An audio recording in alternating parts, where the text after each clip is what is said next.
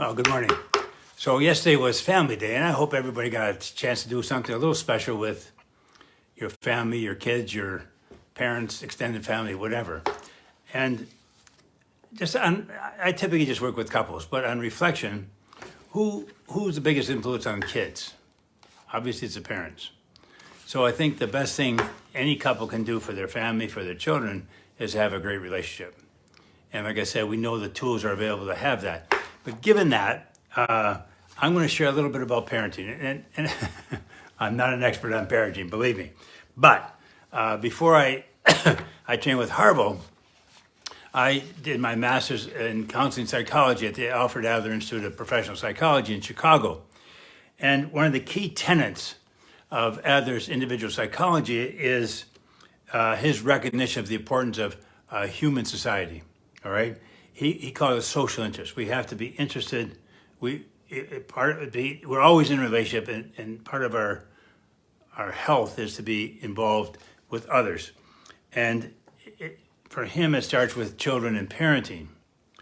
So, if you think about those of you who have children, think about your children. They do many things. Okay, and Adler suggested that when a child is misbehaving, they really have four primary goals. They can do many, many things, but they really only have four goals. One is attention. They want power. They want to get back at you, revenge, or avoidance, a display of inadequacy. And by the way, just so you know, Adler believed that a misbehaving kid is discouraged. So obviously our job as parents is to encourage. And honestly, God, that's half of what I do in the office is just to encourage couples to, there is a way, keep doing it, you're doing okay. Anyway. So the challenge for parents then is to identify what's the goal. You know, the child's doing different things, but what's the goal? And that they're aiming at in a negative way, and then to redirect that negative energy towards the child's really lifetime goal of social interest. So the shift is from just getting attention to cooperation, from power to self-reliance, from revenge to contribution, and from avoidance to developing the courage to be imperfect. So how, as a parent, do you recognize the goal? Well, the key is pay attention to how you feel. What's going on for you?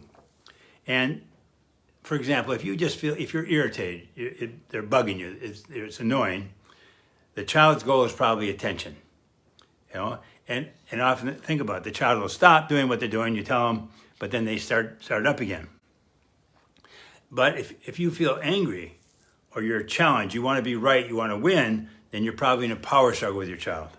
And on their side, the feelings tend to intensify. If, for example, you feel hurt, you can't believe it, you want to overprotect or punish, the child's goal probably is revenge, payback, get even. And it's all bad, it's all obnoxious, and they retaliate. And then lastly, if you feel as a parent hopeless or helpless or you overhelp, the child's goal is probably avoidance because they feel inadequate and they tend to retreat even more.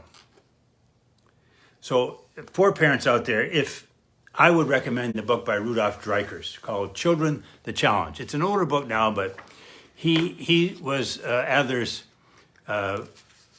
disciple, and he popularized Adler's ideas in North America.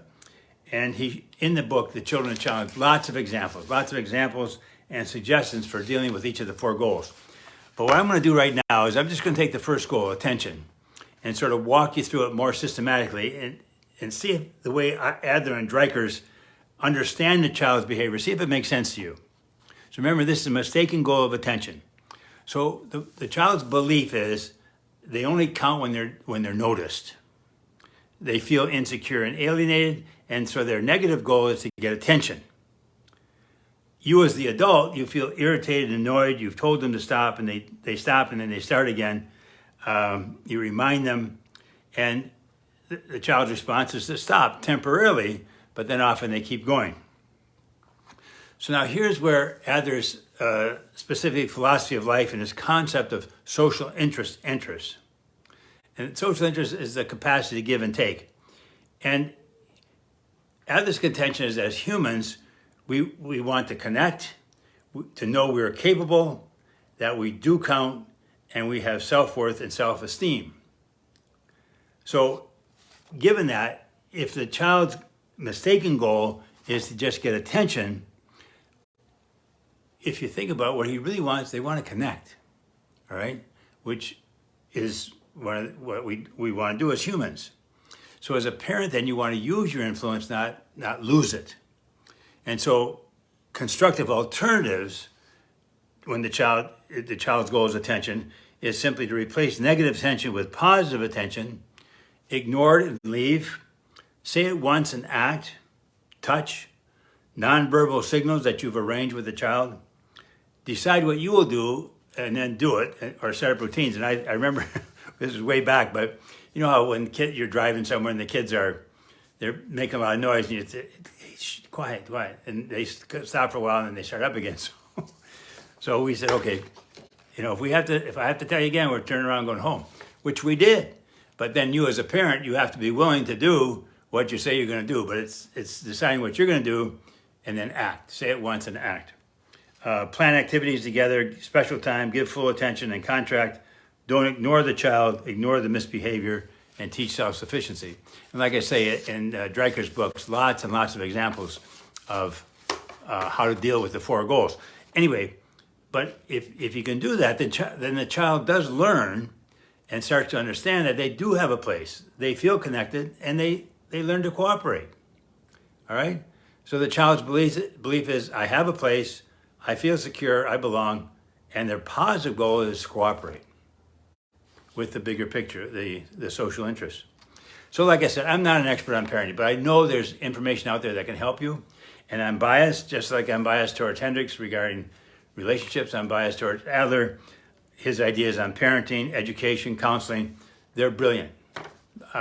He's often not given credit for it, but he was the founder way back. He was a contemporary of Freud's way back, and other people have picked up on his writings, but it was Adler way back who had a lot of these ideas. Anyway, I hope you had a great family day, great weekend. Have a great week. I'll see you next week. And we'll get back to the space between. We left it there for Valentine's Day and then Parents' Day, or Family Day. And one more bit on the space between. Okay? Have a great week.